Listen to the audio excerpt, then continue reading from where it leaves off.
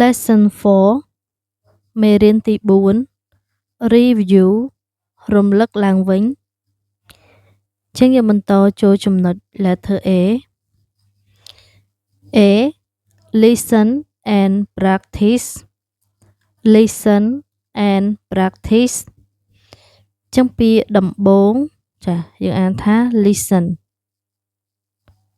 Listen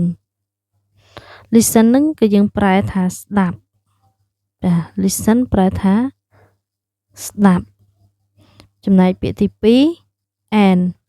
ពាក្យទី2 and យើងប្រែថាហើយឬក៏នឹងតាមកលៈទេសៈបើសិនជាត្រូវប្រែនឹងសមស្របយើងប្រែនឹងបើប្រែហើយស្រួលស្ដាប់ជាងយើងប្រើហើយចឹងទៅនេះយើងប្រែថានឹងស្ដាប់នឹងពាក្យនេះយើងអានថា practice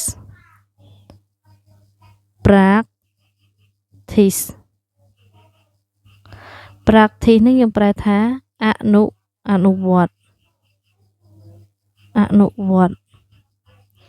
ចឹងប្រែជារួមមកគឺស្ដាប់និងអនុវត្តបានន័យថាស្ដាប់ការអានការនិយាយរបស់គេហើយយើងអនុវត្តនិយាយតាមចឹងយើងមើលការសន្ទនានេះចាប់ផ្ដើមពីកុមារីនេះគាត់បាននិយាយចាចឹងយើងអានថា Hello I'm Rina Hello I'm Rina ចឹងពាក្យដំបូងចាយើងអានថា Hello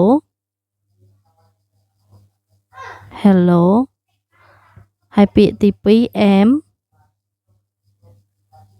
នេះគឺជាពាក្យកាត់នៃពាក្យពេញគឺ I am ប៉ុន្តែទោះបីជាគេសរសេរពាក្យកាត់ក៏ដោយក៏យើងនៅតែប្រែពេញធម្មតាដោយពាក្យពេញចឹងការប្រែតែគ្រាន់ថាការនិយាយគេកាត់ពាក្យឲ្យខ្លី2ម៉ាត់មកនៅ1ម៉ាត់ពាក្យពេញ I am ឥឡូវគេកាត់មកតែពាក្យខ្លី am Hello am ហើយនេះ Rina ហ្នឹងគឺជាឈ្មោះចាជាឈ្មោះរបស់មនុស្សទេយើងអត់ប្រែណាពាក្យ Rina នេះឈ្មោះមនុស្សឈ្មោះខេត្តអីហ្នឹងគឺយើងអត់ប្រែទេអញ្ចឹង Hello យើងប្រែថាសួស្ដីចាសួស្ដី am នេះយើងប្រែដូច I am ដែរគឺខ្ញុំឈ្មោះសួស្ដីខ្ញុំឈ្មោះ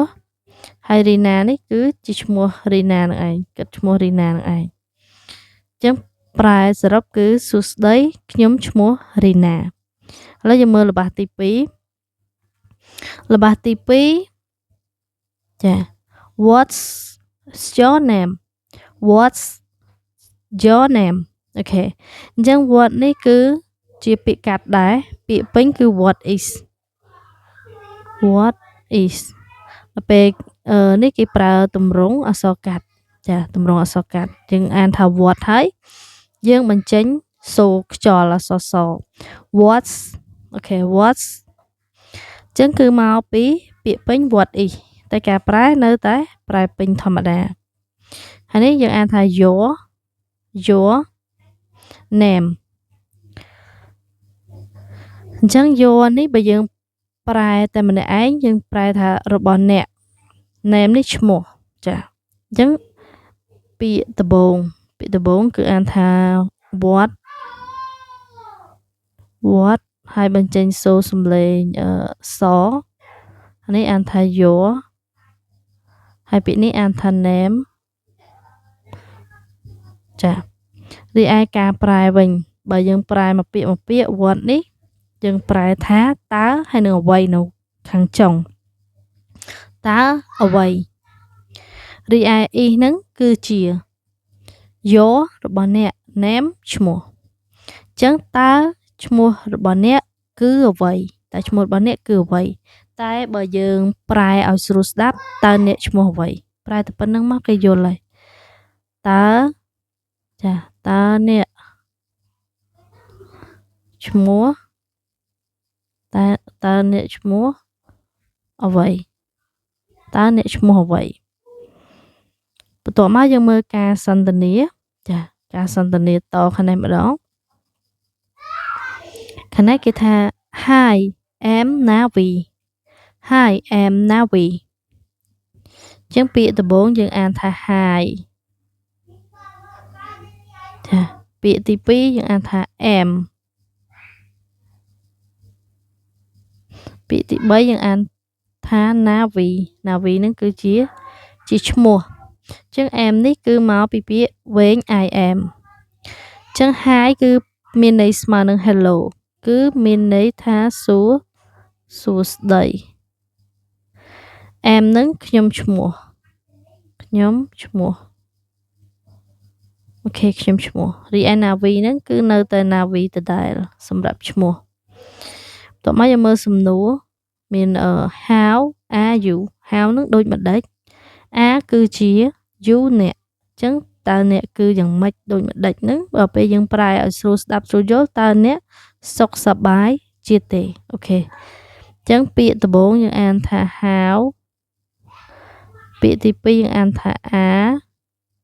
ពាក្យទី3យើងអានថា you how are you តើអ្នកសុខសប្បាយជាទេតើអ្នកសុខសប្បាយជាទេអញ្ចឹងខាងនេះគេឆ្លើយម្ដងណានេះ I'm fine thank you I'm fine thank you អូខេ I'm fine ពាក្យដំបូងអានថា am ពាក្យទី2អានថា fine ហជាង was អាញ fine I'm fine ទៅនេះក៏មកពីពាក្យ I am ដែរមកពីពាក្យវែង I am ដែរជាទម្រង់កាត់តែកន្លែងនេះអត់ប្រែថាខ្ញុំឈ្មោះទេប្រែថាខ្ញុំគឺកន្លែងនេះអានប្រែថាខ្ញុំគឺដល់ពេលពាក្យ fine ហ្នឹងសុខសប្បាយដល់យើងប្រែចូលគ្នាខ្ញុំសុខសប្បាយជាទេខ្ញុំសុខសប្បាយជាទេ thank you ពាក្យហ្នឹងយើងអានថា thank you thank you ហ្នឹងប៉ុន្តែវាមានសំឡេងរបៀបអក្សរតនៅក្នុងសហ្នឹងណា thank you ហើយបើអ្នកដែលគេអានតង់ខ្លាំងមែនទែន thank you អូខេតែយើងអានធម្មតានៅស្រុកខ្មែរយើងគេអានតែ sang តែម្នាក់គេអានតង់ខ្លាំងគេអាន thank you អូខេអញ្ចឹង thank you ហ្នឹងគឺប្រែថាអរគុណឬក៏អរគុណអ្នកនិយាយទៅ sang ហ្នឹងអរគុណ you ហ្នឹងអ្នកអរគុណអ្នកតែបើយើងប្រែខ្មែរធម្មតាយើងប្រែថាអរគុណ thank you អរគុណតែបើប្រែឲ្យត្រូវគ្រប់ម៉ាត់គឺអរគុណអ្នកអញ្ចឹងសម្រាប់នៅក្នុងវីដេអូនេះគឺអ្នកគ្រូបញ្យល់តែមួយចំណុច letter A ហ្នឹងទេវីដេអូក្រោយចាំយើងបន្តចូលចំណុចផ្សេងទៀតអញ្ចឹងសម្រាប់វីដេអូហ្នឹងគឺមានប៉ុណ្្នឹងចាសសូមអរគុណច្រើននិងសូមជម្រាបលា